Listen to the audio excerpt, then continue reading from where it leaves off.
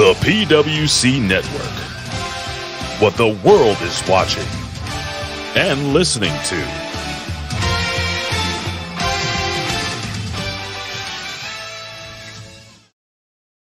سبحان فالق الإصباح. Allahu Akbar! Ding dong. Hello? Yes, that's right, infidels. You found us here, channelattitude.com, Hameen Media Group, where you get the most real talk, the best reviews of all your favorite wrestling shows from AEW and WWE, Impact, and more, because we're going to break it all down with the best staff in professional wrestling at HMG. So you don't need to go anywhere else, because there's no 5 stars here. There's only $5 face slaps, infidel. Allahu Akbar! So sign up today, channelattitude.com, Hameen Media Group, and join the Hameen Army for the most real talk in professional wrestling. YOLO!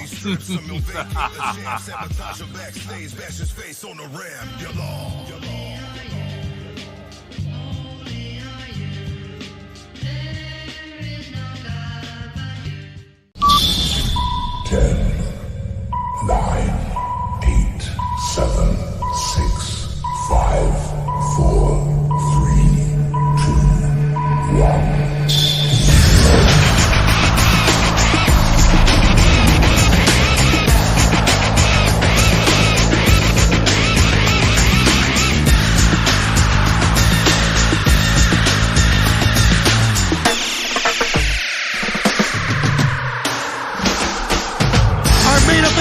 Collision continues in what has become a wild trios match.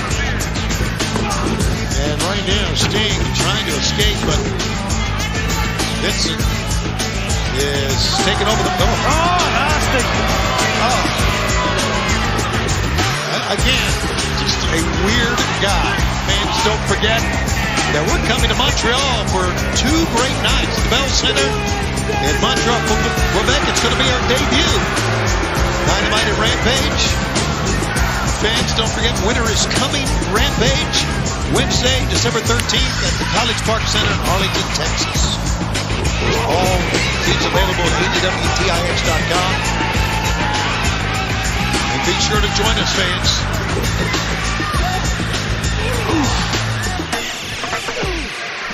Look at this. This great teamwork here by the Righteous. That's exactly right, Tony. We are seeing true cohesion on the part of the Righteous.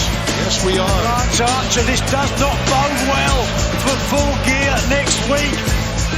If Sting, Copeland and Allen can't pull it together here tonight, what chance do they have against the Patriarchy? We will find out. There's going to be a lot of bad blood in that one. Finally seeing Adam Copeland and Christian Cage on opposite sides of the ring. But before they get there, like you said, Nigel, Sting is in deep waters here. And right now, threatening Aubrey Edwards. Already, I'm sure Lance Archer going to be fine for attacking the security here. But what's a fine to him and a guy like Jake Roberts, his manager?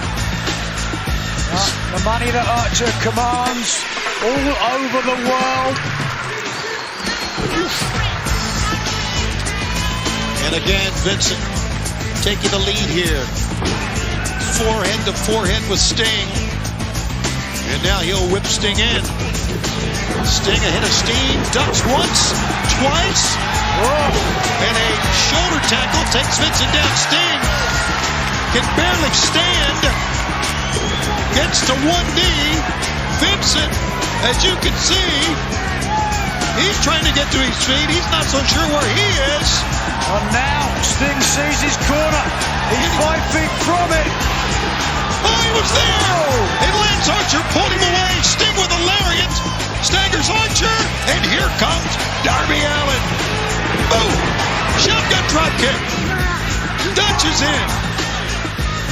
He gets hammered by Darby. Darby holding that shoulder. Oh! That AC joint separation or injury that he has.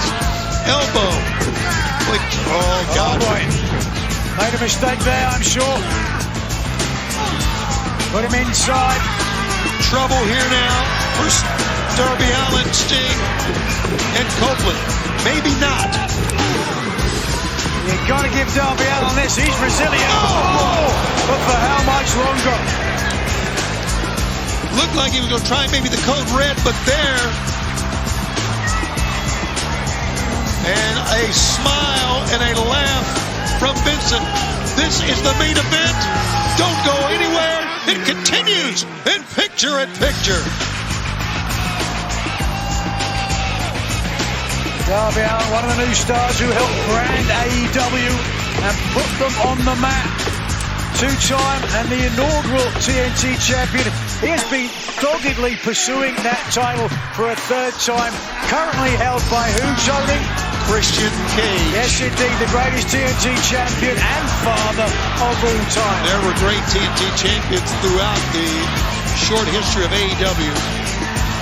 Christian Cage is one of them. I'm not going to say the greatest, but was one of them as Dutch elbow finds the jaw of Darby Allin.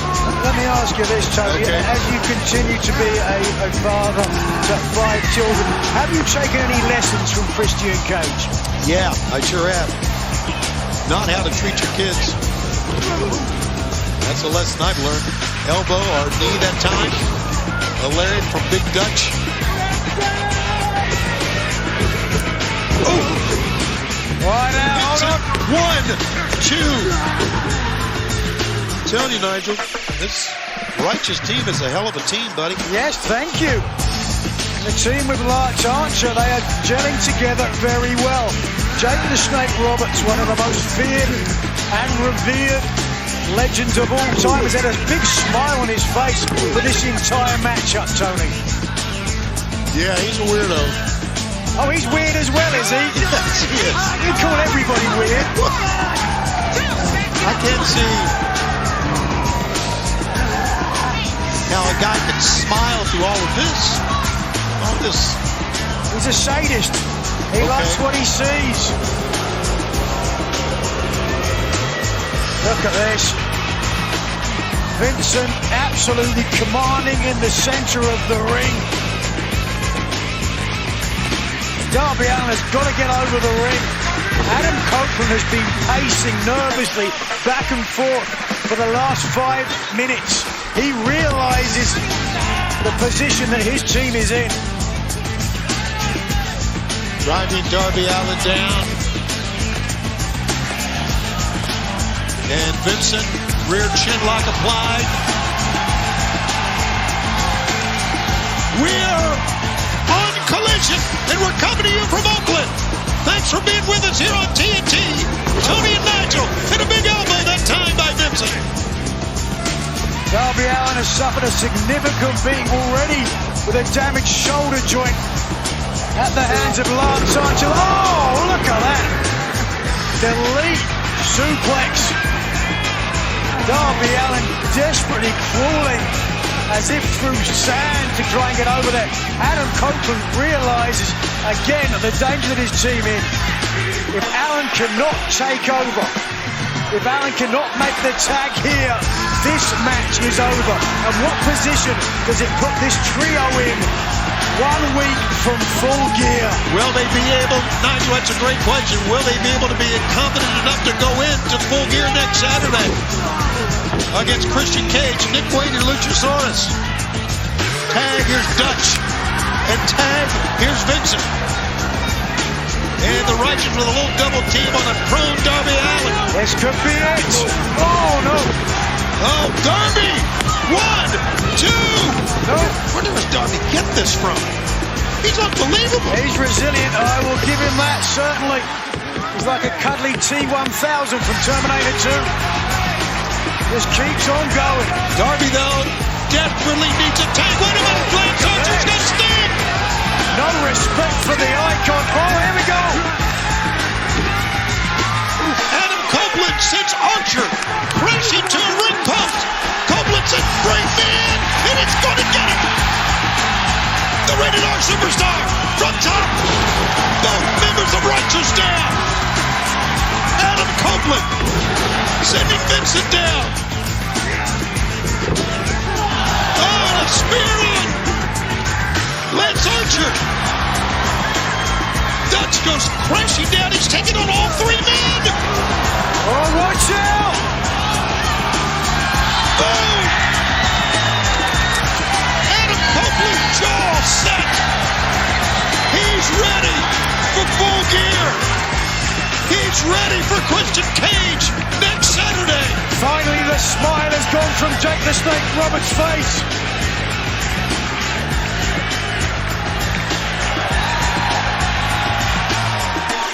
And Copeland looking. Darby wants in. I think the tag was made to Darby. Here comes Darby. He's looking for the Corbin drop. He's got it. Archer reached up, but still could not get him down. Oh, look at that! Copeland got caught.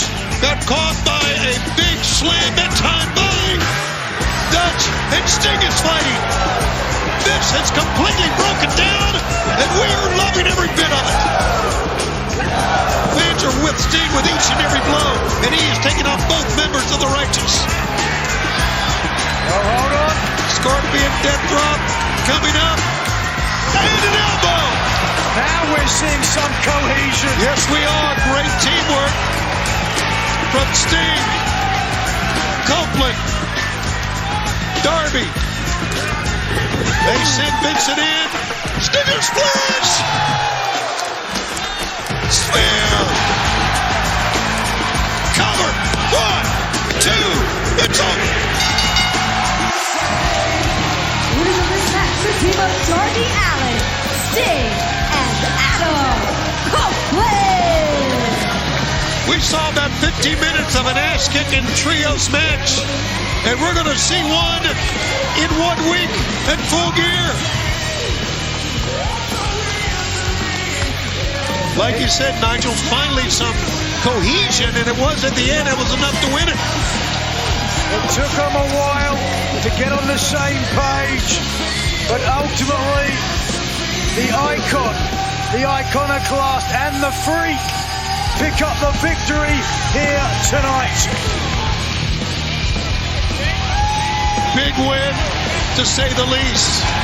And now what is directly ahead? Our trip to Southern California, beginning on Wednesday. Well, we might get a little bit of a preview. Uh-oh. Oh, we are being blessed. I'm glad we're being blessed. Twice in a night. I am glad we're being blessed. What arrogance. Give it to me. Arrogance just oozes from the pores. Look at him sneering. And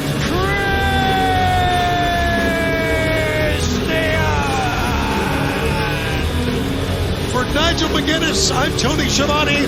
Thanks for being with us. We are out of time tonight on Collision.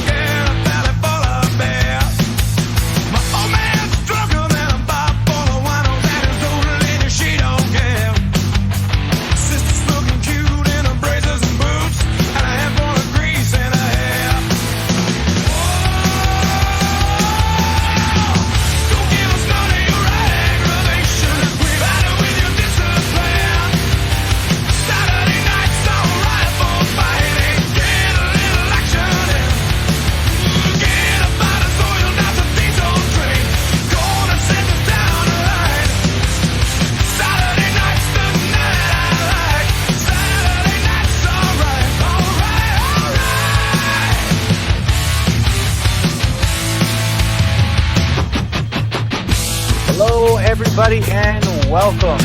Aftermath of AEW Collision. Yes, folks, say it with me. After the collision, we sift through the Wreckage. The Wreckage, brought to you by channelattitude.com. Please subscribe for $5 a month, and the Jaime Media Group. And also this week, the PWC Network, because we're having some technical difficulties over on the other network. Therefore, you're getting it here on the PWC Network. You're welcome, everyone. That's right. I am a Canadian. Instead of saying sorry, I'm saying you're welcome. It's still polite, but it's a little off-brand. That's fine. By the way, if you're listening to me and you're wondering, who is this polite Canadian? I'm Chris Ambs. That's Ambvs, like Lambs with no L, or bullshit first thing in the morning. Native land, true patriot love, in all thy sons' command. Yes, by the way, if you're listening and you're from Canada, I said by all thy sons' command, because fuck the woke nonsense. It's by thy sons' command. God damn it. All right. Anyway, yes, that's AMBS, like Lambs with no L and bullshit first thing in the morning. Don't worry, everybody, if you're wondering, how in the hell will I remember this man's last name? I'll just remind you, at the beginning of every goddamn show I ever do. Now, usually I do rhyming, but this show was so fucking useless, and I want to get through it as quickly as possible. Therefore, I'm not going to rhyme. Jimmy T, welcome to the show. What's going on, everyone? And yes, oh Canada, I mean, Chris, you're our resident Canadian. You don't want to rhyme, but that's okay, because I ain't rhyming either. So please introduce our co-host, as a matter of fact. Jeez. All right, we have co-hosts. I was going down with the Canadian national anthem. Just quietly. Wow. It's like we're a regular, United Nations in here. Except there's two representatives of America. So, I don't know. You guys can fight over which one of you is officially South Africa. But first... we're all England's bastard children. There you go. We're all England's bastard children, which offends me as an Irishman. But we'll move on. First of all, it's the Vet. Vet, welcome back to your show, my friend. Oh, hello, everyone. At least Canada's real. Like, at least that's a real country. Not like poor Jimmy. Not a real person, not from a real country or continent. Definitely not from a real continent, that's for sure. And it's appropriate. It's appropriate that I've got some Goddess of Stardom World Tag League off on the side here, because we are joined by my tag team partner on Monday nights. It's Brandon. Brandon, hello. What is up, guys? Good to be here today. There he is. He actually was supposed to join us on another show, had some issues at the end, and I said, well, whenever you can join us, you're welcome to join us. And he said, well, I could join you for the Wreckage. And I said, awesome. So here he is. Brandon, welcome to the show. Anytime. Thank you for having me. After watching last night's show, it looks like you probably need another hand to sift through this car wreck. Jesus Christ. I think we're going to pretend we didn't see this and just drive on by. I said last week was the most thunder this show has ever been, and I was, that didn't take very long for them to one-up themselves on how thunder they could make this show. Also, we've got some people in the chat. We want to say hello. Retro Rocket Review. We've got Lizbeth's in the house. Zane, Labrat, the PWC, but that's just me explaining why we're late. It's not our fault. It really is not our fault this time, okay? Also, I'm going to butcher this fucking name again, but Iran Ben Shlomo. He's been saying that we butcher his name all the time, but that's okay. I'm trying. Also, he has a great comment here. He says, Canada is a great nation. The problem is that their PM... Oh, yeah. I got it. I can do it. Don't click it. Leave it alone. I ain't touching it. I'll bring it up. There we go. Okay. Canada is a great nation. The problem is that their PM is a clown. Yes. That is true. Objectively true. He paints his face and stuff. It's not my fault. I'm not making it up. He literally paints his face. Usually it's black and not white with a red nose, but hey, you know, splitting hairs. All right, is there anything to talk about in terms of professional wrestling news, guys? Nothing comes to mind. There's really nothing to talk about. I mean, can we just end the show now? I mean, we might as well just take it home. So, nah, but really, what is it to talk about? I'm just kidding. No, all right, we got Hammer on all your favorite stuff. No, but seriously though, we had a Mindy's bunch Bakery. of matches. You can find me at Mindy's Bakery. Actually, let's start from here first, actually, though, boys, because I want to ask the Vet and Brandon a question because I'm curious to think what they think. I mean, you and I have already discussed this at length, Chris, but Vet, there's some... I'm sorry, breaking news. Breaking news. I said the fucking name right. Woo! You said it correctly?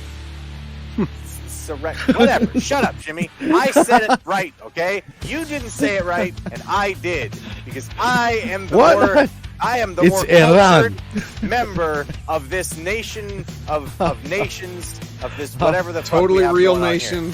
here. Yeah. It's a combination of correctly and directly. Like you directly said it correctly, Chris. Yes. You did it. Yes. Not correctly, right, Vet? I mean... No, not that correct. That comment deserves the most Canadian thing that I could possibly respond to, which is to say, fucking A. There you go. Yeah. Don't you mean fucking A? Fucking A.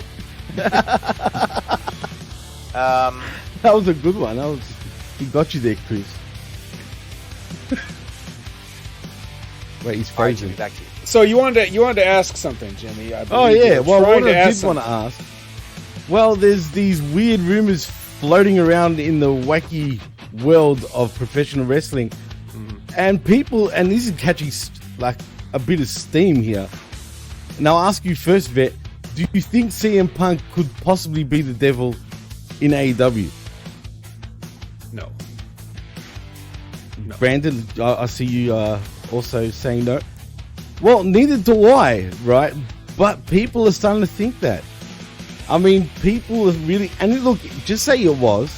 Are they the same people? Are they the same people that thought that that Brawl Out was a work and that this current firing is a work? Are they just?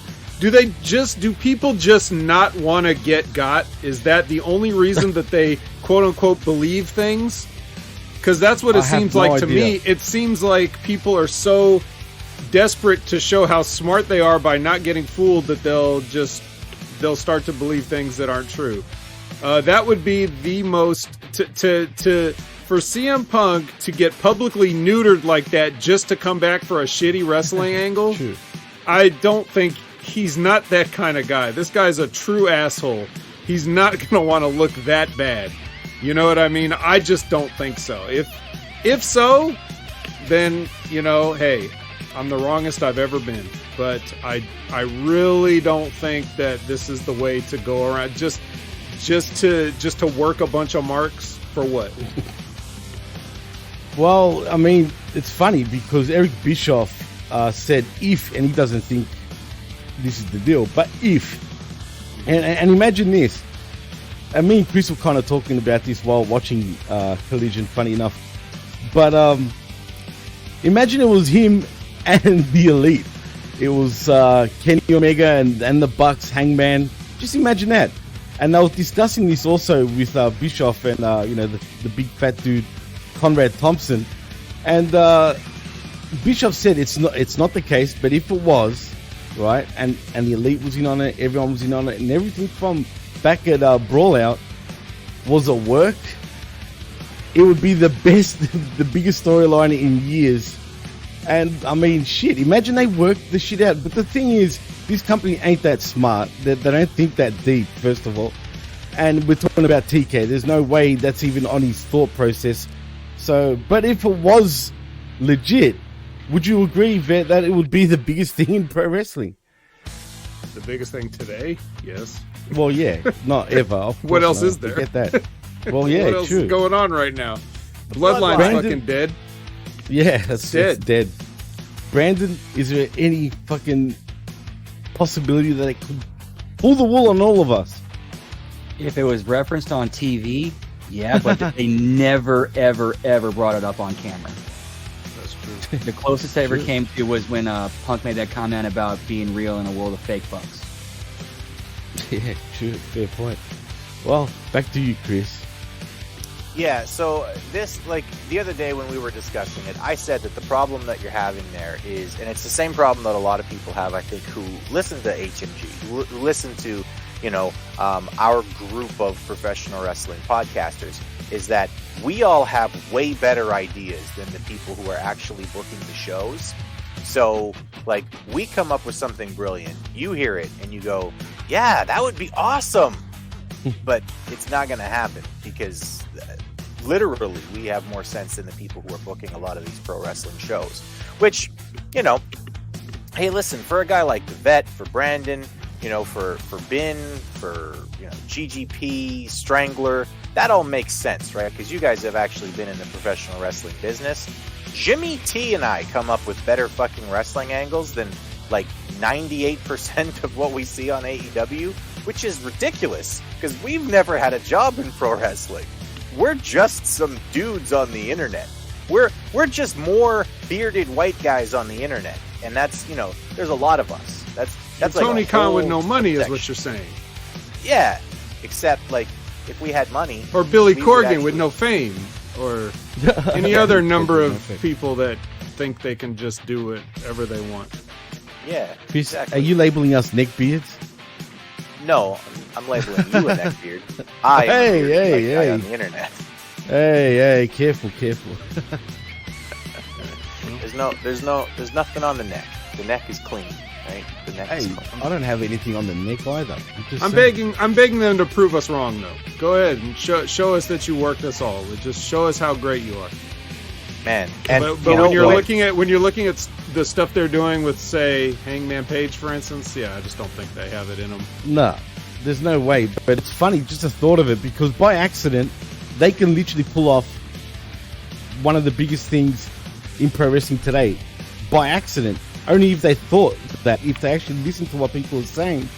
They claim they do. But, I mean, look, for example, this damn show tonight, or last night now, was just, like, what was this? It was just matches and so on. And it was the vignettes opposite of last week. It was even worse than last week, man. Way worse. But anyways, I don't want to ramble, but last week. This week was bad. You gave it a damn B+. Yeah. We the hell? can all agree this week was not good. But yeah, let's just get right into it, and we'll talk. We'll talk about how this all goes as we're going through the show. Can we redo the skirmish instead and then just talk about Wednesday show? That would be. Good. And that was a much better effort by AW with Dynamite for once, right? I mean, it got its first B+ from me in 6 months. So yeah, it was all a good right. show. Well, all right. I guess let's. So instead, all right, we have insert promos to begin the night, which I still think are a good idea. I still really like this. This still, like, in the first 30 seconds of the night, I was still excited about what was going to happen. Thinking, hey, maybe we'll get some good matches because we got some good insert promos here. The one exception I will say is that Rush's accent made him say a bunch of funny things. He said, if you mess with the ball, you get the herns. And wait. How are we supposed to know what he means by that? So say that one more time, Chris. He said, if you mess with the ball, you get the urns. And I went, I'm sure Thomas the Hitman Hearns is not showing up tonight. If he was, I'd be stoked. Like, that's like my favorite boxer ever. But I'm pretty sure Thomas Hearns is not there. And if he was, he would have been embarrassed by a lot of the striking tonight. It would have really, really hurt his feelings to be there for that. Mess with these balls, you get the Thomas Hearns. Thank right. you, Medium 5. Did you also like how Will Hobbs had a promo, but he didn't have an opponent? I'm gonna Did you mess see somebody up. I don't know who. You know, Yeah, and mind you, he was marking out when, and we'll get to that later on, when he was calling out the big fella. Yeah, he's happy. He was real happy to be standing across the pads there from the Big Show. I mean, Paul Wright. Paul Wright? Paul White. Yeah. With a dub. I don't know, man. I keep forgetting what these people's fucking names are now that they're not their old names. And I'm not calling Edge Adam Copeland. I'm calling him Edge. I don't care. Every single fucking time he's Edge. Because he's Edge. If Ric Flair suddenly had to call himself Richard Fleer, I still wouldn't fucking call him that.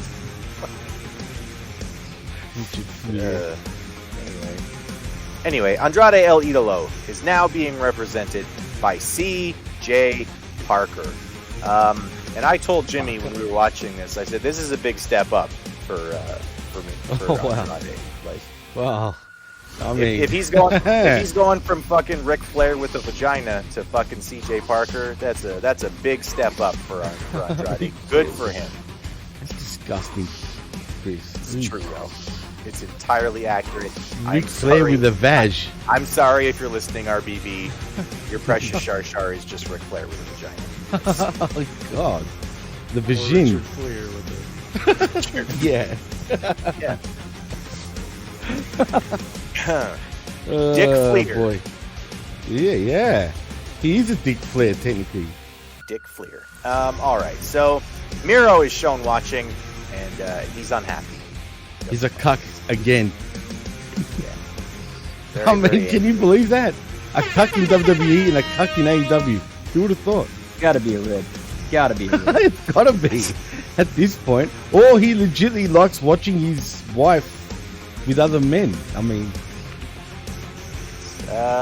hey, I'm not gonna yuck your yum, but it's weird. Yuck your yum. It's a little weird. All right. Anyway, Daniel Garcia comes out, and he really wants to dance and look stupid. So he tries to do that. And it looks like Andrade would rather wrestle, though. So he puts him in a headlock and tries to make him wrestle. They do a striking spot early where Daniel Garcia just slaps him a number of times. He was like punching air, Chris. Just say the truth. Yeah.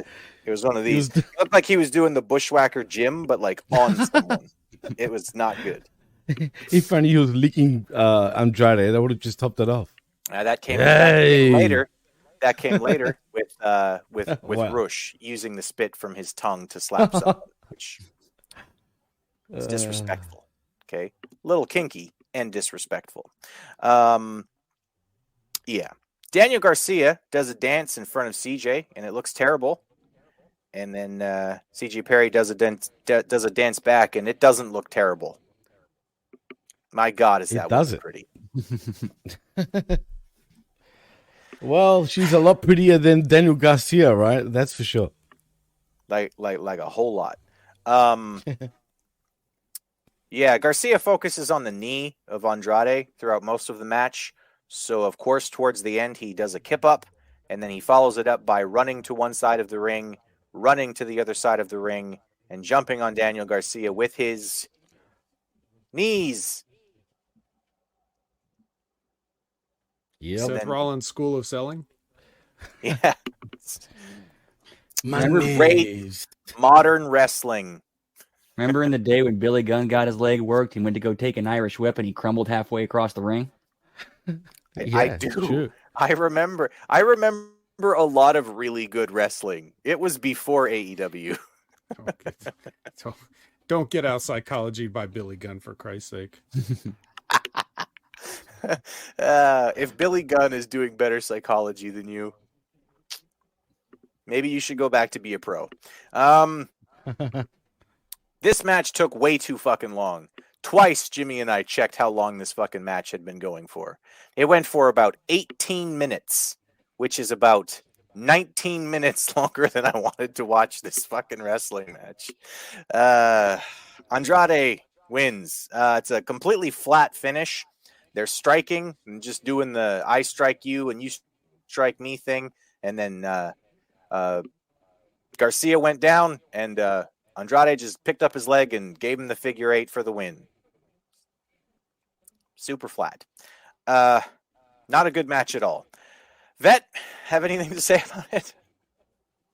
I'm just gonna eat this muffin real quick. So you eat your muffin. Oh no! Before I talk with my mouth full, let me just say this: Daniel Garcia.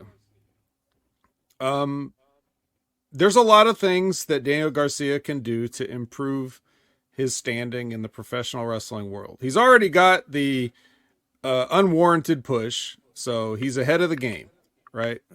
What I would suggest, I'll just give him one thing to start with, because sometimes it's a little bit, you don't want to, inundate somebody with a bunch of stuff, right? So just have one thing to concentrate on. So kid, here's what I give to you. 250 push-ups a day.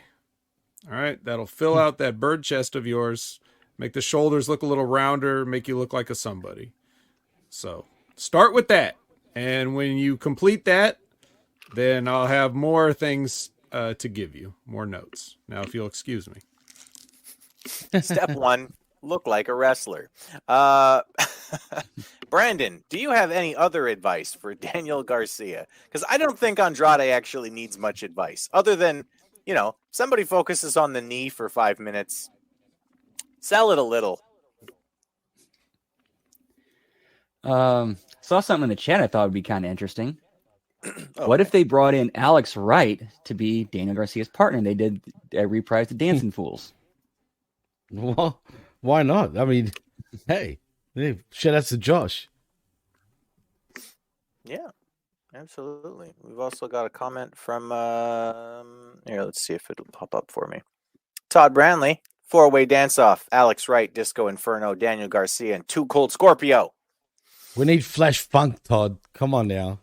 And the but Funk who kids. wins, Todd? Who wins? Just kidding. Not the fans is the answer. Definitely Alex Wright. That's one the kid. that was great, Brandon. That was really good, Alex Wright. Hopefully you weren't going for disco. It was a good Alex Wright. Jesus Christ. Okay, let's move on. Next up, Nick Wayne, who was accompanied by Christian Cage and Luchasaurus. Nigel says Nick Wayne respects Christian Cage so much that he's decided to take Christian's last name, which would make him Nicolas Cage. That was a great line. That was a great line. The commentary was great tonight. I think Nigel and Tony have great chemistry with each other.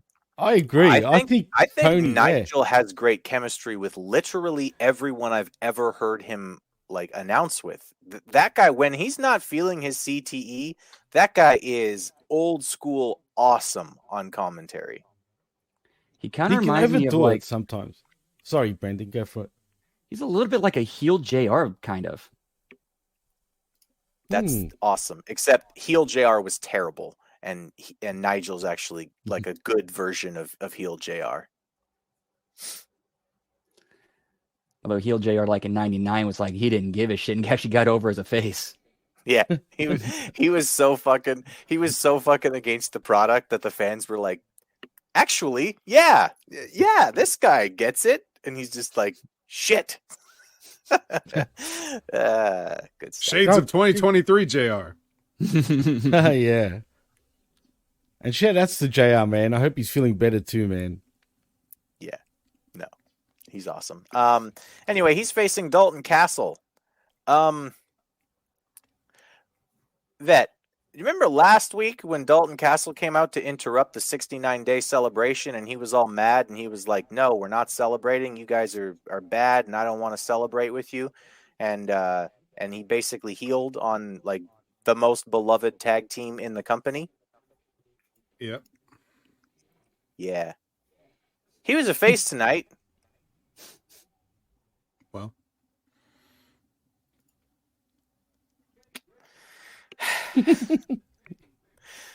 Yeah. So we have back-to-back matches where there's a good wrestler against a shitty wrestler, which I said to Jimmy when we were watching this, I said, couldn't we have just gotten Dalton Castle versus Andrade? That would have been good. At least the match would have been better. So, we couldn't get that. The match went way too long. Wrong guy wins. Nick goes over after some distractions, and it looked like the spot was that he was supposed to rake the eyes when the referee was distracted, but it kind of just looked like he ruffled Dalton's hair before hitting him with the finish. So not sure if it was just like Dalton loves his hair, so how dare you disrespect Dalton by messing up his hair, and that distracted him, or if it was just one more fuck up for Nick Wayne already. Which is you gotta give Nick Wayne a little bit of leeway because he's probably suffering from CTE still after that beating that AR Fox and Swerve laid on him back when he was a nice young boy. Oh, right.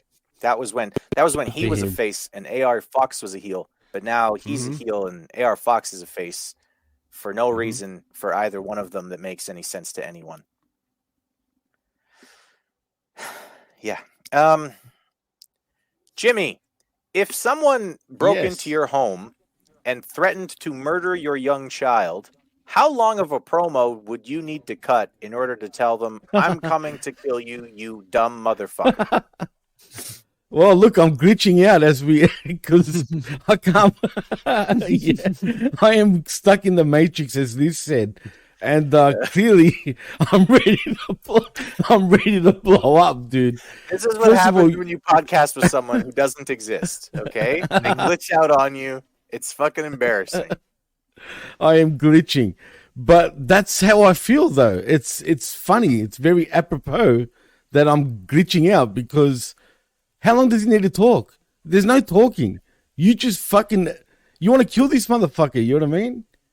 You don't want to there's no talking, dude. And he took like 3 minutes. He talked about the abyss and pissing on graves and just way too much talking. If you broke into my house and threatened my fucking kid and someone said, hey, can you cut a promo? My reaction would be, sure. Hey, Swerve, I'm going to fucking kill you on Sunday. Bye. I don't get it, bro. I don't get it. 3 minutes? The abyss? Shut the fuck up.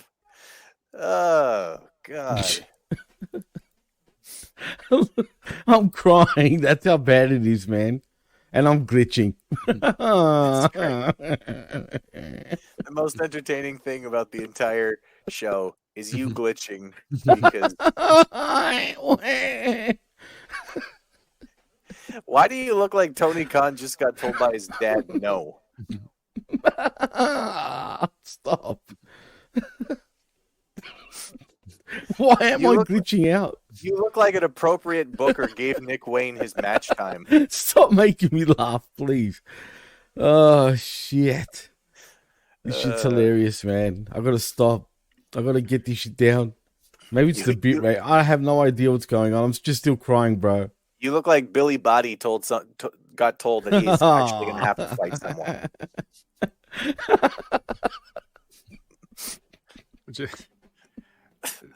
Jimmy, maybe you can just back out and come back in or something.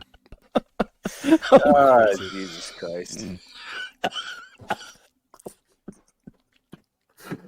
Jesus fucking Christ. Just disconnect and reconnect. You're fucking you're driving me nuts now. All right. So next up we've got a tag match with Rush and Dralistico versus the greatest tag team in the history of the vet's life. This is his favorite tag team. He loves no one so much as he loves the Workhorsemen. That's correct. And I was basically the only person that returns from last week is JD Drake. I wanted a lot of people from last week to return.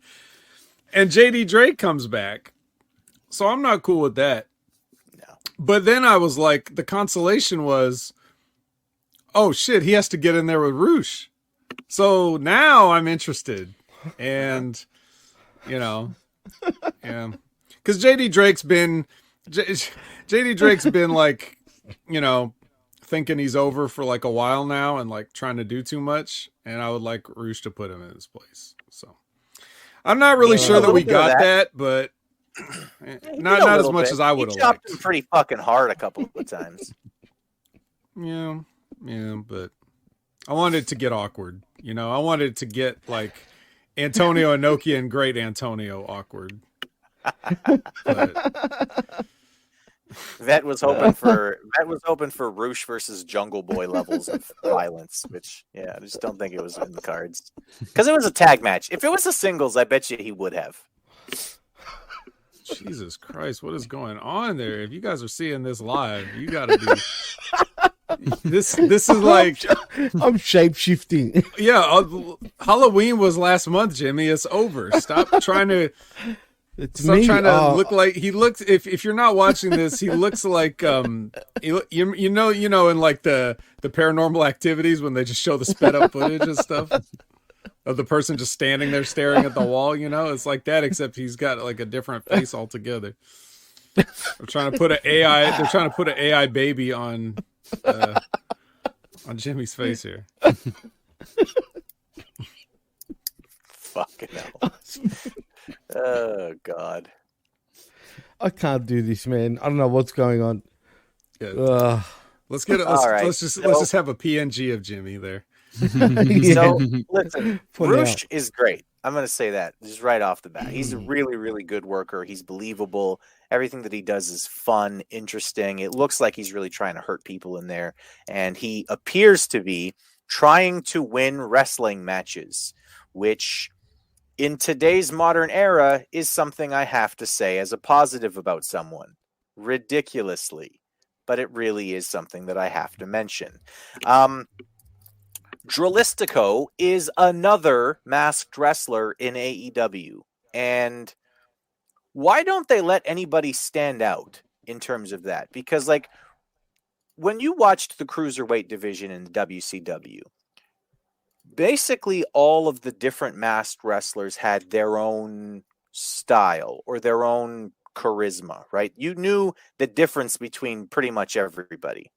La Parka was just kind of a fucking nutcase, right? And he was going to work differently than Juventud Guerrera, who was going to work differently than Ultimo Dragon, right? Who was going to work differently than Rey Mysterio. And all of those different cruiserweights had their own thing that made them stand out from each other. In AEW, I really do not know the difference between Drilistico and Salido del Sol and the dude who does the fucking springboardy stuff and the other guy and Juan and whatever the fucking other Max guys are called. Like, they all just kind of seem very samey to me. Brandon, I know this is the first time that you've watched Collision, but what do you think about that? Like, what do you think about masked guys? You can't just have a whole bunch of guys in masks. You need to give them a way to stand out. Like, what are some things that you think that they should be doing in order to try to stand out from one another? And what would you give them for advice? Man, that one's actually really tough because, like, I got nothing out of this match. Like, I literally have it in my notes. Some lucha team versus some team not good enough to get an entrance. That's the workhorsemen you're talking about there, Brandon, and those are the Vet's favorite tag team. Just kidding. Vet does not like those guys. How fat is that fat dude now, man? What's his name again? JD Drake. Oh, that's it. Well, JD Drake can go and he needs something. He needs something to stand out from the rest of the crowd too. Maybe a tattoo on his stomach or something. Just like a big old fireball. Could do like he could just get tattoos like Bam Bam had the trunks. Just get tattoos like that. He'd probably stand out. Just kidding. Anyway, yeah, I just kind of feel like if you're a masked wrestler in AEW, you need to do something to try to stand out because they already have 6 of you. And, it's cool. We're all very impressed that you can do topes. But, like, JD Drake can do a fucking tope at this point. It's not impressive anymore. So you got to do something to try to stand out. Just a bit of courtesy. The House of Black have a video that they sent in just after that, and they walk in from the dark, and they're really impressed with LIJ. I think they said they were. They might have been being sarcastic. They're planning on winning the tag titles so that LIJ will have to chase them. And then Julia Hart makes a challenge for Statlander. And I have here in my notes, lady, you're supposed to be a witch. Act like a witch. Don't really know how else to say that. Vet? Sir? What the fuck do you give for advice to Julia Hart? Because I don't think that she's like that there's nothing there. She does have a good look, obviously, right? She's a very pretty young girl. I don't mind the idea of her being like the witch in the group, right? Like even if she's not the lead, but she needs to be a witch. Like, do something to convince me that you're actually a dark, evil woman. Don't just cut a promo like every girl from Sacramento could cut a promo. Hey, the girls here can cut pretty good promos. Okay, well, look. Who said she was a witch? She wore a hat? I mean, give me a fucking break. This is just people trying to be they have a certain look. They're all just, to me, they're all just boring wrestlers. Plus, I liked Malachi better as a single. I don't like this group of hangers-on. I would never give Buddy a job unless it comes with his girlfriend. I'm not gonna. I don't really care about Brody King. There's a million Brody Kings. It's so, but specifically to Julia Hart, it's like, I don't know. The gimmick's dumb, but all I can do is watch her from a mechanic standpoint and see how she evolves from there, which in that case, much better than she was. And she's unfortunately, I say unfortunately, not to disparage her, but more to disparage kind of like everybody else and the booking thereof. Unfortunately, she had the best match tonight with Willow. So could be an indictment or it could be praise, but that was the highlight of this shit show. And I'm not going to even pretend that some of that really bad echo. It's definitely from you because the rest of us have headphones. So do I. Yeah, but no? Is it not? Well, where is the echo coming from? Anyway, it doesn't matter. Go ahead. It might have been because I took off my headset and I had it near the mic. So yeah, could have been that. Is there an echo now? No. All right. Well, there. Yeah, it could have been that. Sorry, my bad. This show's almost as good as Collision. So basically what I'm saying is part of the reason that, even if it's only a small part of the reason that Julia Hart had the best match and was the highlight of the show is because her ass was out. So. And plus, if she's a witch, where's her broom? Or anything. I don't need you to be a fucking witch from every 1930s movie ever. Like you can do like the witch thing and just like actually have it be like a cool modern spin on the idea, but do it if you're gonna do it. Anyway, Statlander is up next, and she's talking. So sorry, everybody. She says sure to a match at the pay-per-view against somebody. I wasn't paying much attention to what the fuck she was saying. And then she said something that made Willow really happy, which was that Willow was going to get to face Julia Hart first. Cool. I mean, who cares? I don't. Also, whoever told Statlander that top looks good on her, is lying and needs to be hurt. Not Statlander needs to wear rocker chick t-shirts and go back to trying to be mommy. Because yeah, please no. Remember that when she said she was mummy? Mummy's coming home too. Yeah, Mama's coming home. I was like, hey, look, yeah, Mama, that's it. Look, there's an abnormally tall, muscular rocker chick who's calling herself Mummy. Wasn't she an alien, for crying out loud? She was at one point. She's no longer an alien. Jimmy, you need to leave the past in the past. She's not an alien. So I need to leave her back in Andromeda? Yeah, that's right. Back in the Andromeda galaxy where she's from. God damn. Anyway, Darius Martin versus Roderick Strong is up next. And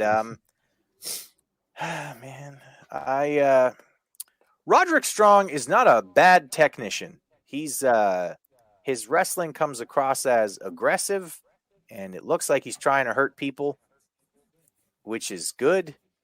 And everything else about this was pretty much terrible. It went too long, even though it was about 5 minutes long. Who in the fuck is Darius Martin? He's basically a luchador without a mask. So it's cool. It's getting a little flubby, I've noticed. Yeah, he's definitely getting a little bigger. Anyway, Brandon, this is sort of your first step into Neck Strong, right? How did you like it? I did not really care for this at all. Again, I don't know the stories. I don't know the angles. I don't know the characters, and they did absolutely nothing to get me to care. I mean, like you said, the in-ring stuff from Roderick looked good, but it just took way too long to get to where they were going. Mm. And also, where's Maria? Yeah, and where's Maria at for this group too? Well, then I have like 10 kids. She ain't been nowhere near this angle. And what she's doing is she's doing like the weird cougar thing on Ring of Honor. So she's collecting shiny young men to manage, kind of like CJ Perry. And what are you trying to? For some reason, for some reason, not at all concerned with what her husband is up to, and vice versa. I mean, what is the storyline? Like, that's like, what is it? What's this even supposed to be? It's that the Kingdom are friends with Roderick Strong. Who? No. I'm talking about between CJ more so and Rusev, whatever, Miro. It's that Miro doesn't want CJ around because she distracts him, but she wants to be involved in something, so she's there. And but he's angry because she's there and wants to do stuff. Miro's never even around for her to be around. You got to be around for somebody to be around you.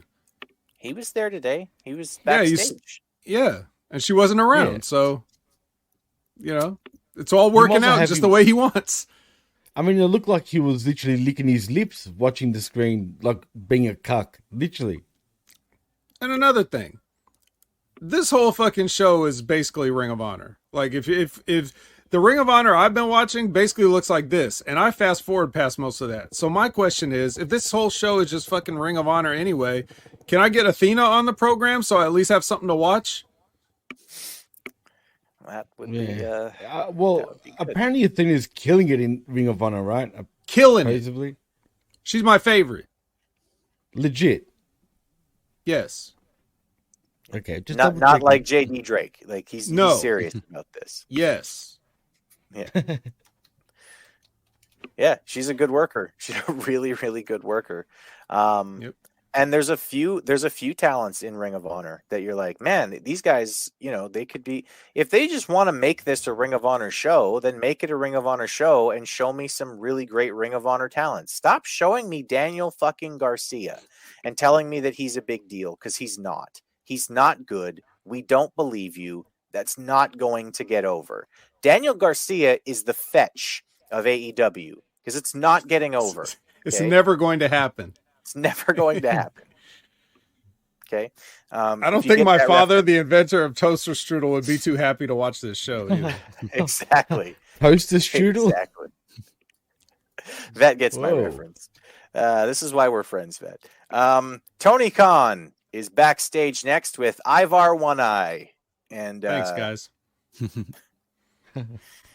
Tony is excited that Ivar will be at next year's All In, which is 9 months from now. How in the fuck can you guarantee that Daniel Bryan is going to be healthy 9 months from now? 9 months from tonight. Zane's got a funny comment in the chat, though. He says, oh, no, not that one, but that's pretty good, too. They have to do what WWF did in 2001 with WCW. Well, there's a few things they did. Was it the invasion you're talking about, Zane? Was it when they bought WCW or when they destroyed WCW, pretty much? I mean, this is an unannounced Ring of Honor invasion. They just showed up. I mean, when you've got when you've got the Workhorsemen and you've got fucking Willow Nightingale and you got, like this is just an episode of, or Darius Martin. This is Ring of Honor. What's Rucker? Almost. I'd take that at this point. Where was like where's Shoddy Lee? God, was he too busy to be here on Collision? Well, he did just come back from his honeymoon with the AEW witch in Julia Hart. Oh, well. Yeah. Yeah. They got married, literally. That's Dalton Castle, like there's just we don't get any of the good. We don't know Shane Taylor. If we're gonna talk about guys from Ring of Honor, Shane Taylor was running an angle. And how'd you guys like that? How'd you guys like on Wednesday when Keith Lee just loses clean when he's already running an angle with a guy that is trying to get in a match with him, and that would have been the perfect way to cost Keith Lee a chance at the television title that Joe is just going to inexplicably vacate moments later. And that could have definitely set up something, but never mind. We're not doing it. Doesn't matter. They buried the title. It's all, who cares? They buried everything, but we're not even, but my point is we're not even getting the Ring of Honor talent on this episode of Collision that we need to get from Ring of Honor. We're leaving all the talent on Ring of Honor that nobody's watching and have to pay a premium price. And this show that you get with your cable subscription or satellite or whatever the fuck, you have to watch goddamn JD Drake in his underwear. and he's fatter than ever, bro. Excuse me. I mean, that finish that Vet just suggested too, by the way, between Joe and Keith Lee, would have made so much more sense. It would have healed Joe like in a really, really nice way too, because Joe's strong and he needs to be booked strong, and that's totally fine, right? But a situation where Joe goes over thanks to a little bit of shenanigans on the outside from Shane Taylor, Joe gets the win, and then afterwards you have Keith Lee. He's pissed off and he's going, give me a rematch. That wasn't a clean win. You just have Joe be like, listen, I understand that you want a rematch against me, but I feel like because of the historic nature of my run as television champion, I'm going to do the appropriate thing here. And I'm going to relinquish the championship as champion. Keith Lee, you may be deserving of a shot at the television championship, but I've proven beyond a shadow of a doubt that I'm better than everyone in this division. Thank you, everyone. Here's your championship. Good night, right? Because then Joe's still strong. He won, right? He still wins the match. He still gives away the championship because they want to do some fucking tournament. I know that's what they're going to do with this fucking belt. It's going to be a fucking tournament because this goddamn company thinks that tournaments are just everything and every fucking week should be the G1. So anyway, that finish, by the way, saves Keith Lee. It builds Joe as a heel. It builds the thing between Keith Lee and Shane Taylor, and it keeps the fucking ROH TV championship as something that people want. You know what I want? I think we should get a new version of the Ugandan giant Keith Lee. Bearcat. Jimmy, why don't you dip back out again, okay? How about that? And we get Kim Chi coming back as the manager once again. And he can slap his stomach. start doing that. You might as well. I mean, he was a Bearcat not long ago. He was a Bearcat.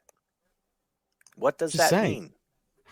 I have no idea. You're gonna have to ask Vince. It's the one other black wrestler that Vince McMahon ever heard of. So he gave that name to keep it. It's true. Right. Yes. Thank you, Zane, for this comment. Thank you. The hoodie's pretty sweet, I gotta say. I love it. Yeah. Fuck, man. Tony, after saying that he's sure that Daniel Bryan will be at All In 9 months from now and will be wrestling there, somehow sure of that, he then sets up the Continental Classic tournament. New championship. And there will be the winner will be a champion. It'll be the championship finals. So we're getting another fucking belt for AEW, or this one gonna be a trophy? That no one has any clue. I think they're just gonna etch it on a plaque somewhere. Yeah. Todd Bradley with the comment. Todd's last comment. You got to highlight that, Chris. Managed by Leatherface. Yeah. That's the Ugandan Bearcat, Keith Kamala Lee, managed by Leatherface. Because AEW. All right. Brandon, oh, shit. I don't follow Japanese wrestling that closely. I don't think I've ever actually watched a G1 match, but I know it's a big deal. I know that it is a big deal and people look forward to it every year. Here's my pitch to you, Brandon. Okay. You're a billionaire. You have your own wrestling company. You know how the G1's really cool, Brandon? What if we did it every week? Then it's not cool and special anymore. Right. Yes, it is. Damn it. It's a That is war. exactly my problem with the myriad of fucking tournaments that they have in AEW. It's cool if you do it once a year and it means something. I've always said that the King of the Ring tournament could be really, really cool if it meant something. If the winner didn't just walk around with a fucking scepter for the next 3 months, it would actually be cool. If that led to a world title shot or that led to something, that fucking tournament could be awesome every year. But it needs to mean something, and it can't be every fucking week. Well, that person you just badmouthed, or not really, about the scepter and the crown, that created King Booker, damn it. Yeah. One guy out of the 20 or so who they King tried of to Hearts. get over with that. Owen Hart. Test. Macho King Randy Savage. Uh-huh. Yeah. King That's what Haku. when people say Randy Savage, that's what they all remember, is Macho King. Hey, I do. King of the Ring didn't exist back then either. So, well, it actually did, not as a pay-per-view though, as a house show. Yeah, it was a house show. That anyway. My point is, if you want to make something special, like you need to do it rarely. You can't just throw it out there every fucking 3 weeks and be like, "Look, we have another tournament. Aren't you excited?" Because the answer is no, I'm not. Can I have something else, please? no, you cannot. Fuck. You eat all your right. tournament, or you get no dessert. What's Julia the dessert, Hart though, Vet? versus Another Willow. tournament? Muffin. Nice. Mindy's Bakery. Julia Hart versus Willow, and you talk about I'm this gonna before? let Vet Highlight say of the whatever night. he wants to say about this because he liked this match, and I said that the best part of this match was the sexual tension between Brody King and Willow. So Yeah. I apparently disagree with Vet on this particular one. Brandon, what did you think of the match between Julia Hart and Willow? The only real note I have is this, there was a nice transition from the gory special into a different submission. I liked that. Other than that, that wasn't really a whole lot going for me in this match. Okay. I'm going to tell you what I told Jimmy when I watched the Gory special. I'm not a great Brazilian Jiu-Jitsu practitioner. I've rolled a little. You could not lock me into a Gory special ever, because all I have to do is just roll my ankles a little bit and I won't be there anymore. You can't keep me in that fucking position. That is not realistic at all. And anyone who's ever done any rolling is going to look at that and go, why doesn't she just move her feet? It's not a good, it's just not. It's not that is not an effective wrestling move in 2023 when there's so much crossover with people who know mixed martial arts. And I mean, maybe I'm the one, maybe I'm the only person who looks at it and goes, that is fucking stupid. But that is a fucking stupid move. You can't log anybody into that. Ever. Ever. Well, she was exhausted, Chris. Come on. Yes. She was clearly exhausted. Julia Hart wins. And, yeah. All right, Chris, I'm going to clarify my position on this, all right? I'm not saying that it was a good match. What I'm saying is what I was more looking at what it wasn't. And what it wasn't was what you often see in especially the AEW women's division of a bunch of up and down and rope running where they're just trying to do these sequences. There was a lot more grappling, and they actually tried to work some stuff. And Julia Hart looked better than she has in the past, so she's on the right track. Willow's whatever. I think she's gonna, she's probably only gonna get better, but I mean, I think we're kind of seeing a ceiling here, especially considering who she has to work with. It's going to be hard for her to improve, so therefore she's kind of going to struggle to improve just because of the competition. But so I was just happy to see, instead of pitter pattering all over the ring with the little tiny steps and everything and trying to do clotheslines and shit, I just liked that they tried to, get in there, and it looked like more of a struggle. Not saying they did a great job. A struggle. Yeah. Not saying they did a great job, but it was better than it was, and it was better than everything else. I mean, you could say that Andrade and Daniel Garcia technically had a better match and did better in their match, but that's, if we're looking at grading on a curve or whatever, they should have done way, way better for what they did than what these ladies did for what they did, and they didn't. The ladies outperformed them to their ability, if that makes sense. To be clear, well, I hated this match, but I think you're too. right. Like, I think that you're right that this was the match sucks. I'm talking about a la carte, man. What am I gonna? What I didn't. By the way, I didn't order anything on this show. This is not what I ordered. I'm returning everything. But you got to see some Julia Hart ass, so you're like, all right, it's fine. Yeah, I mean, hardly got an ass. That's really, the fruit cup. Yeah. That's the complimentary fruit cup.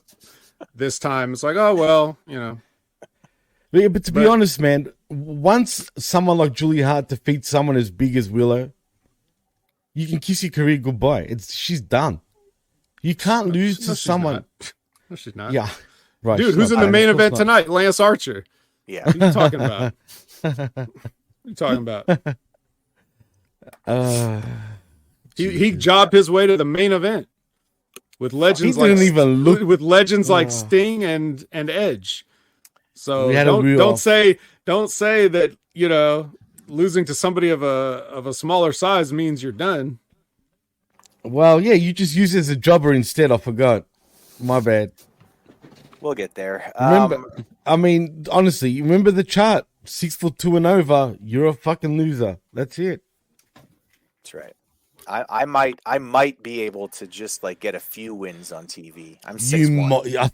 Wow, there you go. Look, it's 50-50 booking with you, Chris. Can you dance? Yeah. Fuck yeah. No, not all really. Right then. Ricky Starks. I can dance around questions. Ricky Starks is up next, and him and Big Bill, they don't even want to talk to their challengers. There's people who want the belts, and they're just like, we don't want to wrestle you. We're not wrestling you. We're not going to wrestle you, you fucking losers. We don't even want to talk to you guys in catering. Stay away from us. Just leave us alone. And you can't teach that. And then you know, the cute little lady is like, well, I've actually just talked to Tony Khan, and he said that you're going to face all 4 of your challengers at the pay-per-view. It's going to be a 4-way tag match for the AEW Tag Team Champion. And that's exactly what I wrote down here. That'll be a fucking nonsense match. TK's got a thing for clusterfucks, man, for real. Like, so in this war shit show, whatever we're going to call it, we've got tournaments by the dozens. We've got tag teams by the fucking dozens. In one match. I mean, is he shitting his load everywhere here? Like, are we going to just have, I don't know, every tag team in one match, every fucking idiot in a tournament, every this guy in this? We're going to get more belts and more cups and more battle royals and more. Let me go ahead and ask the guy who is watching Collision for the first time tonight 2 questions. Brandon, when is Full Gear? And are you watching? Don't know and no. Okay. So did they actually say the date of Full Gear? Pretty big failure on the part of this company, since it's next weekend, and they should have been selling you on their pay-per-view. But no, you don't want to watch it. You're not interested to see who the fuck all is in this match. Ricky Starks and Big Bill versus the House of Enzo Black Starks versus LAJ versus FTR. You don't want to see those 8 guys do wrestling moves with each other and flips. And when I say with each other, I mean with each other and not to each other. They're going to do wrestling moves with each other. You know, we got a Dynamite and a Rampage before Full Gear, and that's enough time to do a mini tournament if we'd rather just get this down to it. Oh my God. How'd you come up with that bit? I don't know. I've just been paying attention. That's crazy. You could add the workhorsemen in and make it 4 teams in a tournament. That's crazy. Dude, I'm creaming in my chair right now.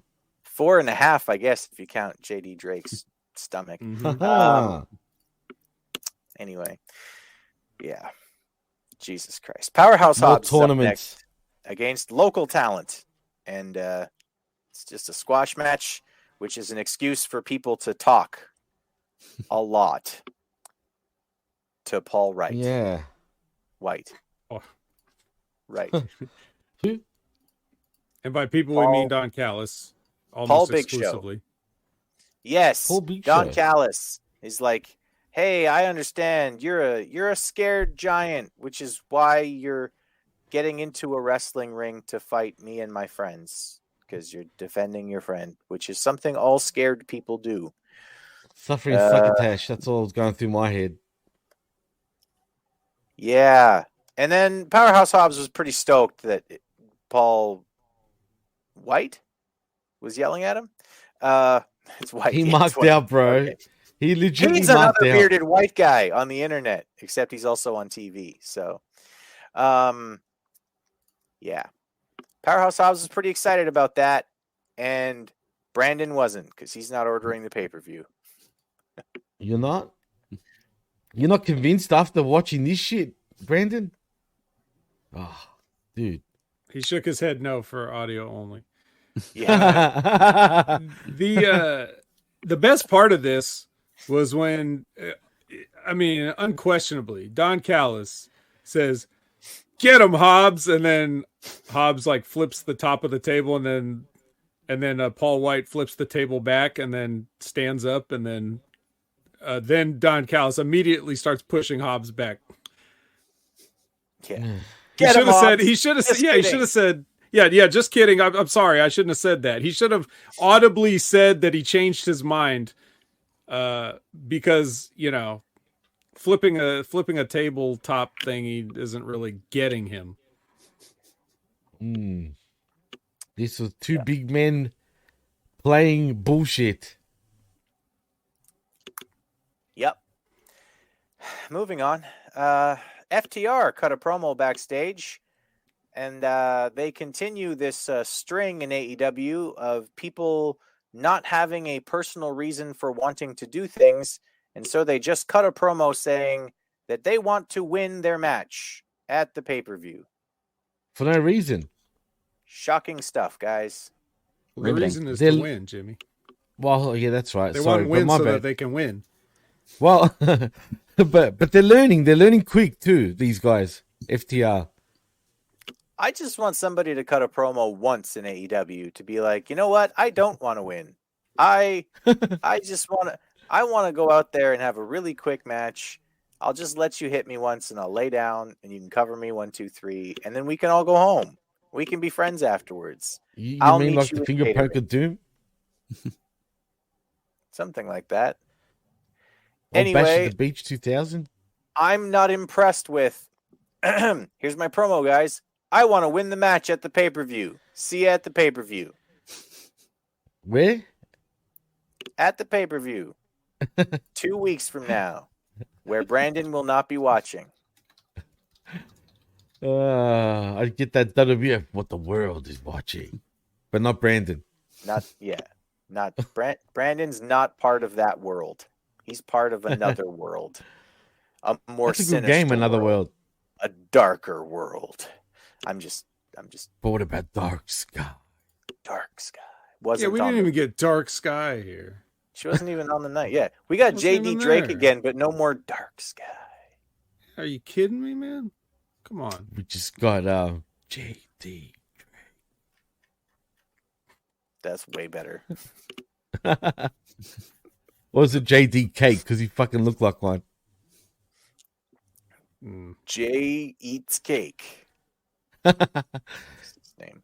All right, time for the main event. As the well-established, long-standing team of Lance Archer and the Righteous,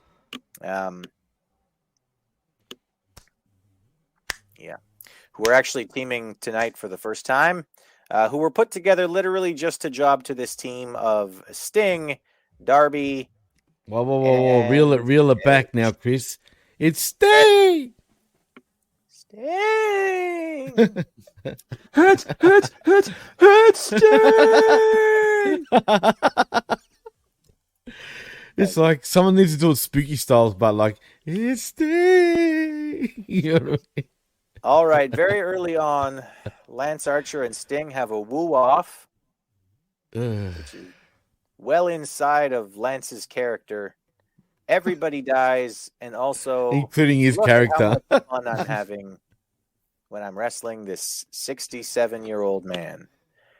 Vet, remember last week when the Outrunners had that wonderful match against Sting and Darby, and basically every part of that was perfect, and they basically went out there and made Sting look like $1 million, and they just sold their asses off and got their character over.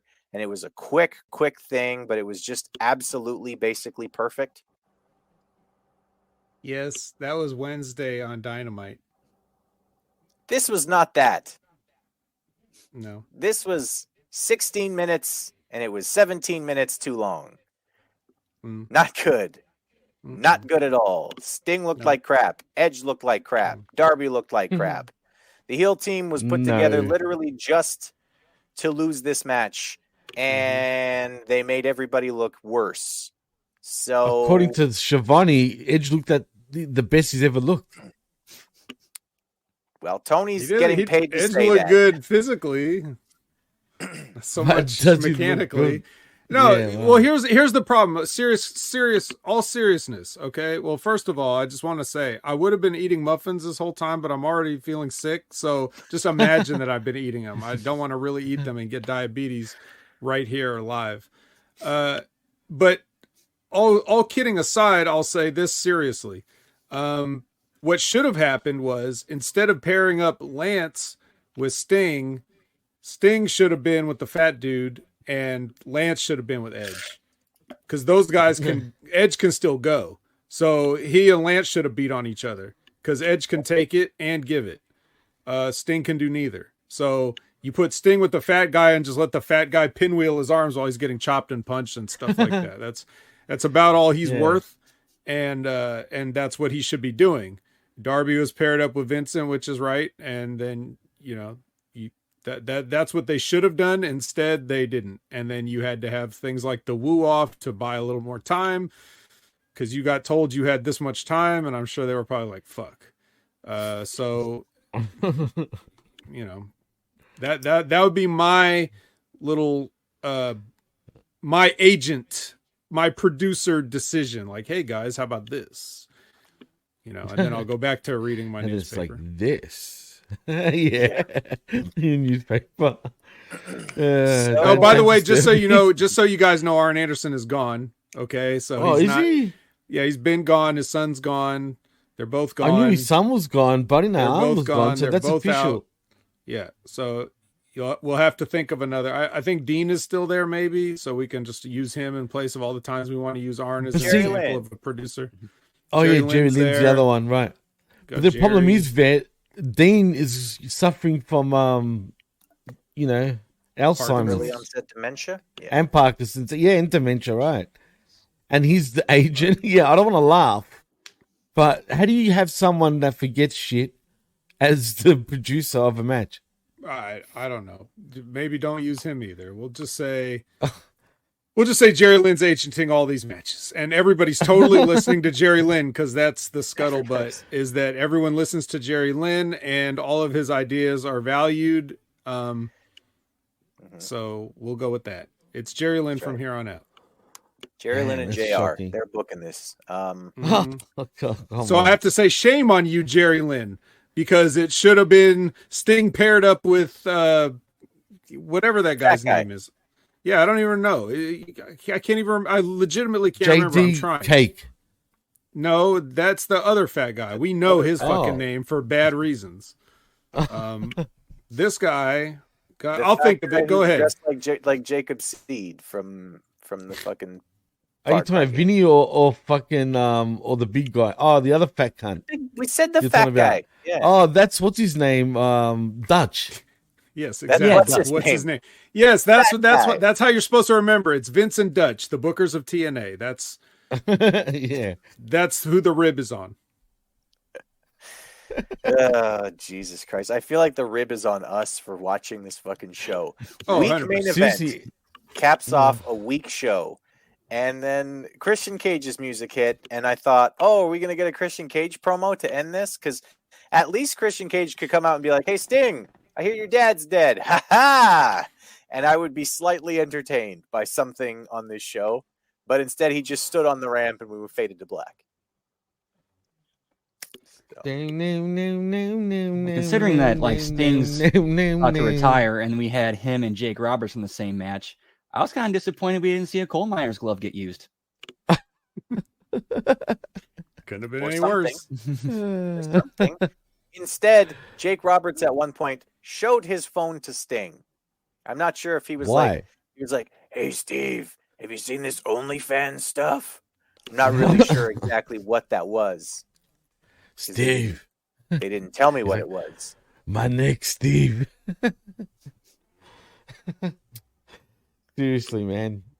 I mean, anyway, Jake, the fact that Jake the Snake is still standing is a miracle, man. Seriously. Yeah, no, it is. It really is a miracle. It's legit. It's DDP yoga. Yeah. Thank you, yeah.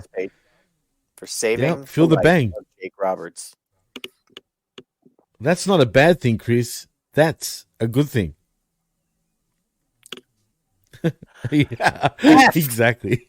F for me. F for failure. F. This show gets an F. Fuck this show. This show was terrible. There was a bunch of people on this show who I like that had bad matches, bad wrestling matches against bad opponents. There was nothing set up. Nothing moved forward. Nothing became cooler. Literally the best part of this show was the sexual tension between Brody King and Willow Nightingale. I'm not kidding. That Actually, was that's my true. fucking highlight of the night. That's bad. Jesus Christ, that would be an earthquake.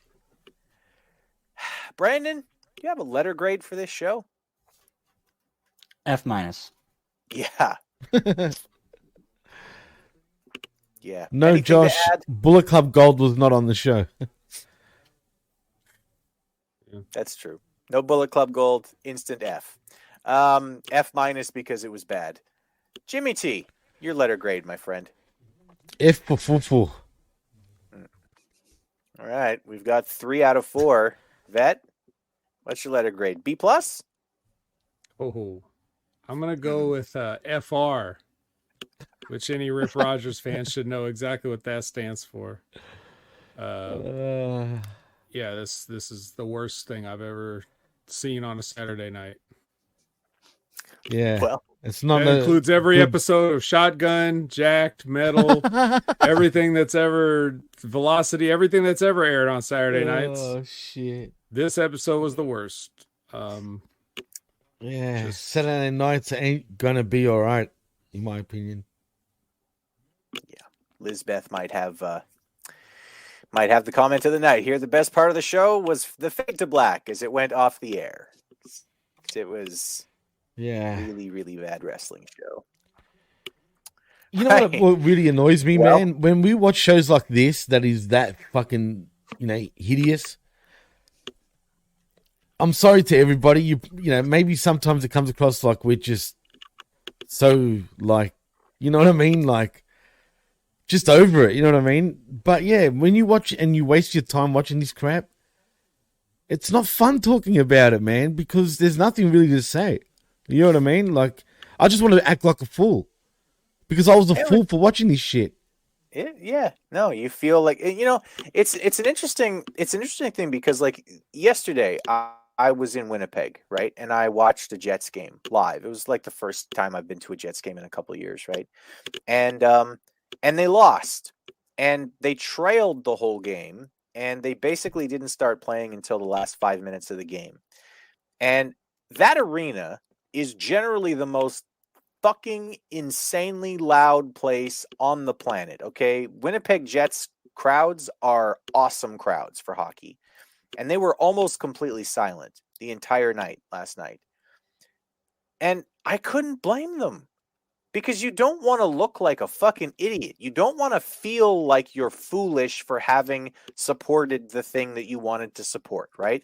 And if your team doesn't even look like they're trying, you do kind of feel foolish for being there, right? You're like, I spent $60 fucking for this seat. I spent $18 for a hot dog. I spent $28 for a beer. But I'm probably exaggerating slightly on those prices, but not by fucking much, right?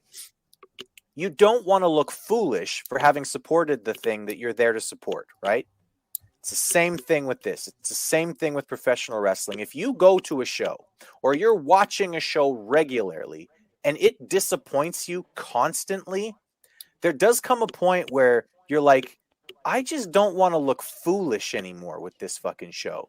So if you do continue to support it, you're just supporting it by the strength of like, I'm going to tell you how fucking stupid this was or what my team needs to do to get better, right? There's a whole fucking cottage industry behind that, when it comes to actual sports. And I feel like AEW is sort of becoming that for professional wrestling. The people who still watch it are basically all watching it to say, well, this was stupid. And fucking JD Drake was on my television show again. And do you know what I mean? It just seems like this is what AEW has become. It's the team that you watch and they're going to suck. So you're just like, fuck it. I guess I'll just watch and tell them how fucking bad they are. Yeah, but Chris, you know what the sad part is? There is so many delusional fans out there that are so behind AEW that they call this show. I saw multiple people say this show was the shit. And not the shits, the shit. Like, it was that good. They missed an S. I know, but, I kid you not, man. I kid you not. Yeah. And thank you, Josh. I know I don't have to apologize, But I do, man, because like I said, when I watch this crap, I get all fucking wacky. That's all I want to do. I just want to just be a shithead. You know what I mean? Like, it's okay. This show's just fucking ugh. Don't apologize, Jimmy. It was entertaining. I am sure that the people, that the audience loved it. Also, Jimmy, where can the people find you when you're not being a shithead? Well, you can find me on the X at DJ MassFX, and you can find us also at the PWC Network. Please like and subscribe right here at channelattitude.com, even though we're not right here. We're at the PWC, but you know, technically, channelattitude.com, where for $5 only do you get the realest talking pro wrestling, but you get the best.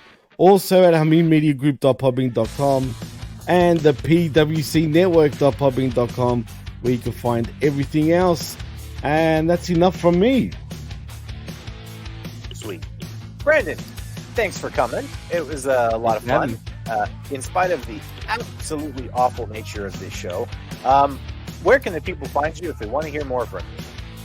You can find me on Twitter, or as the kids call it these days, the X, at Transarchus Tia.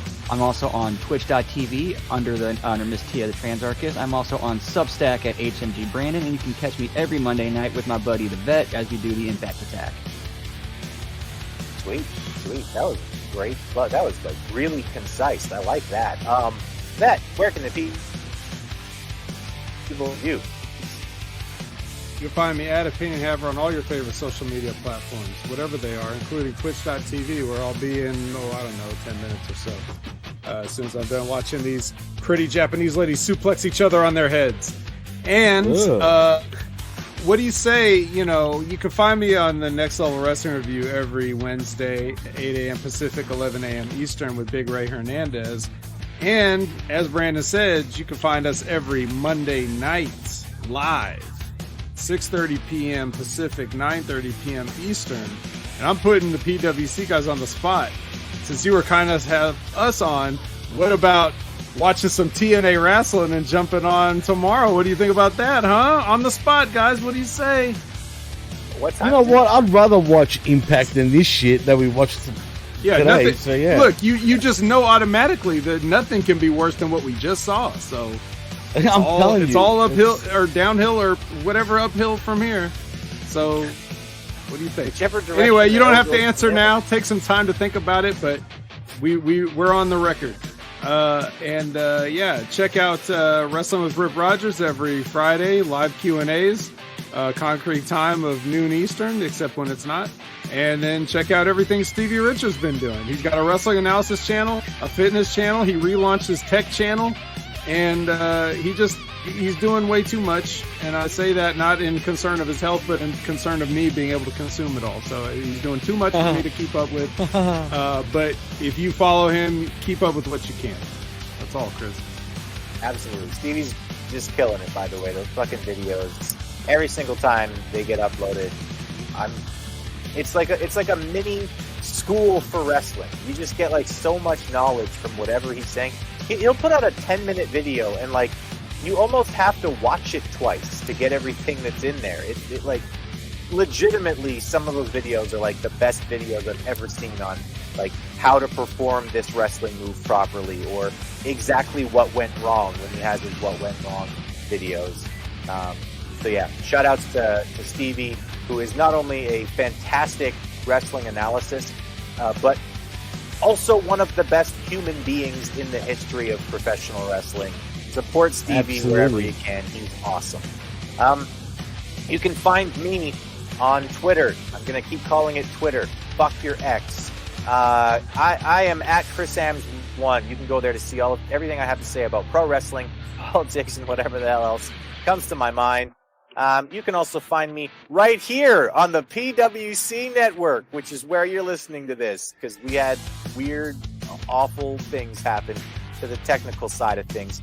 But you can also find me on channelattitude.com and the HMG, where we do this show, as well as Uncaged, where we uncage Rampage, which somehow has been a better show than Collision lately, and that makes me very fucking angry. That's weird, bro. This week, definitely. It's the C show, and it's better than this. And it was live. Not Collision. What the hell, bro? Awful stuff. Anyway, you can find me on all those things. Want to say before we go, as we're signing off here, thank you to everybody in the chat. We love you guys. We love you for listening. If you're listening later and you don't have a chance to get into the chat, tweet us if you have any questions or anything. Just send a tweet to me, Jimmy. If you have a question for the Impact Attack, send it to Opinion Haver or send it to Brandon. And we love you guys. Thank you for supporting us. Good night. Goodbye. Fucking Olay. Peace.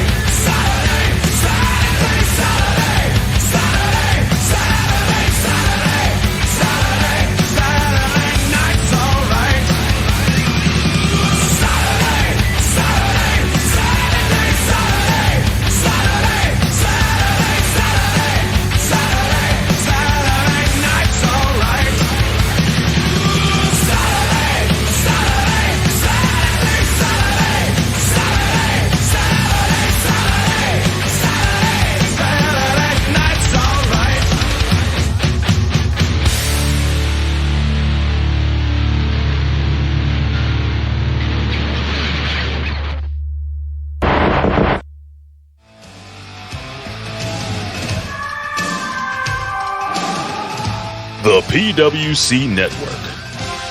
What the world is watching and listening to.